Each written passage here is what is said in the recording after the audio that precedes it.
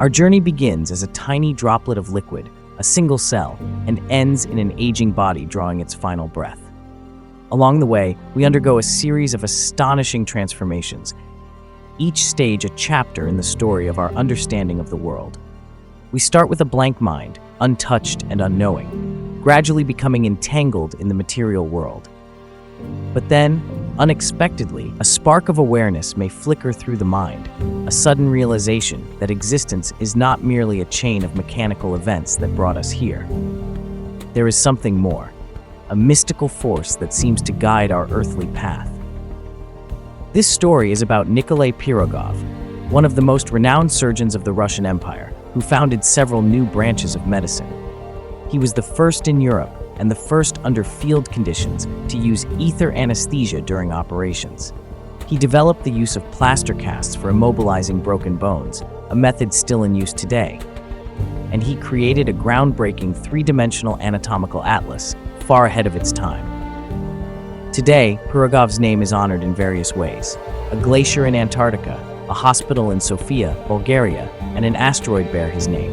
The Russian National Research Medical University and the Odessa State Medical University are named after him. Stamps featuring his portrait were issued in the Soviet Union, and the highest humanitarian award of the Soviet era, the Pirogov Gold Medal, was named in his honor. But let's return to our story. In the mid-19th century, the field of medicine was dominated by strict materialism, which captivated the minds of many scientists.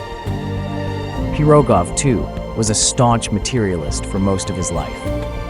Having performed over 10,000 surgeries and witnessed firsthand the profound dependence of life on the physical body, he found it difficult to believe in God or any spiritual principle. He was an atheist. As he once observed, a doctor is daily convinced, visually, that all mental abilities are not only connected with the body but fully dependent on it. Like many of his peers, Pirogov followed Darwin's teachings. Any deviation from materialist thinking was unwelcome in the scientific community of his time. Yet something changed in his life. In the final years, Pirogov began keeping a private diary, a personal account that no one was allowed to read. He described it as being exclusively for himself. It was only after his death that the diary was made public. Its contents shocked his colleagues, who had known him exclusively as a materialist. It turns out that in his later years, Pirogov underwent a profound spiritual awakening. In his diary, he integrated science with spiritual understanding. He wrote of a mysterious environment, the boundless, from which life, time, space, and matter emerge. He concluded that the I is not a byproduct of chemical reactions, but an embodiment of a universal mind, a force acting freely according to the same laws that govern human thought, though not bound by individual consciousness. He reflected on the immortality of the soul, the existence of a higher world, and the cosmos as a living, interconnected organism. He posited the existence of a supreme reason, a higher intelligence guiding the universe, and believed that humans could connect with this intelligence through intuition. Pirogov concluded in his diary that the human organism was merely a device made of atoms, necessary for this world thought to take form in matter. For a 19th century scientist-physician, such views were not just unusual, they were radical. To conclude this remarkable life story, we may note a curious event surrounding Pirogov's death.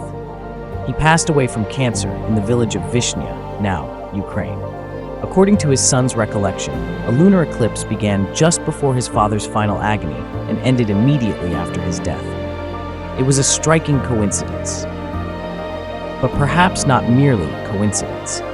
The deaths of spiritually awakened individuals are often accompanied by synchronicities, at least in the eyes of those who bear witness. The past is always cloaked in mystery, and it will remain so, as it is reconstructed and reshaped by the reflections of future generations.